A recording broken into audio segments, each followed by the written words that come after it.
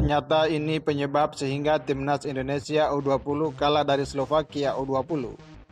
Namun sebelum kita bahas lebih jauh, mohon klik subscribe agar kalian gak ketinggalan berita terbaru seputar timnas Indonesia.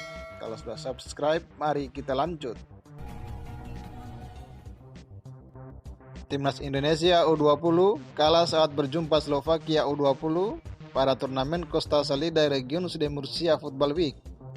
Pada duel di Pinata Arena Murcia pada hari Sabtu 19 November 2022 malam waktu Indonesia Barat itu, Indonesia kalah dengan skor 2-1.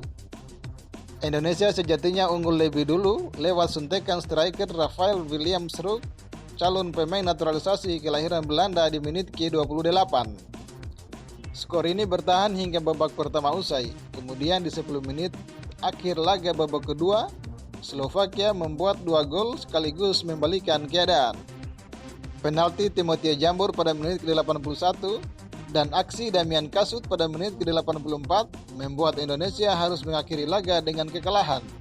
Ada beberapa faktor yang membuat timnas Indonesia U20 gagal meraih kemenangan, yakni pada saat Indonesia unggul 1-0, pemain Slovakia tampak lebih agresif sehingga beberapa kali benturan antara pemain terjadi karena mereka punya permainan yang cukup keras.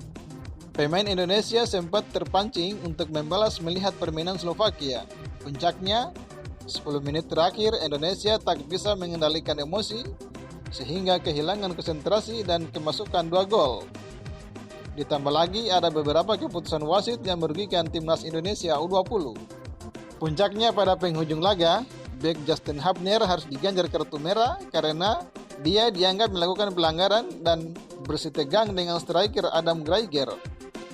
Jika bermain lebih tenang, mereka memberikan perlawanan sengit. Apalagi 2 pemain depan yang akan dinaturalisasi, yaitu Siso Jamai dan Rafael William Stroep, tampil apik dan jarang kehilangan bola. Mereka bisa berkolaborasi dengan Marcelino Ferdinand dan lainnya dengan ciamik. Bukannya mencari alasan atau kambing hitam, wasit yang memimpin laga ini membuat beberapa keputusan yang kurang berpihak kepada timnas Indonesia U20.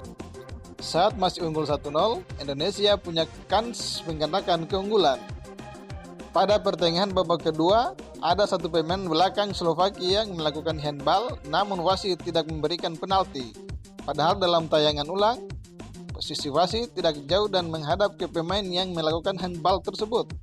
Justru pada menit ke-81, ketika winger Indonesia Zaki Ashraf melakukan kontak dengan pemain lawan di dalam kotak penalti, wasit tidak ragu memberikan penalti untuk Slovakia.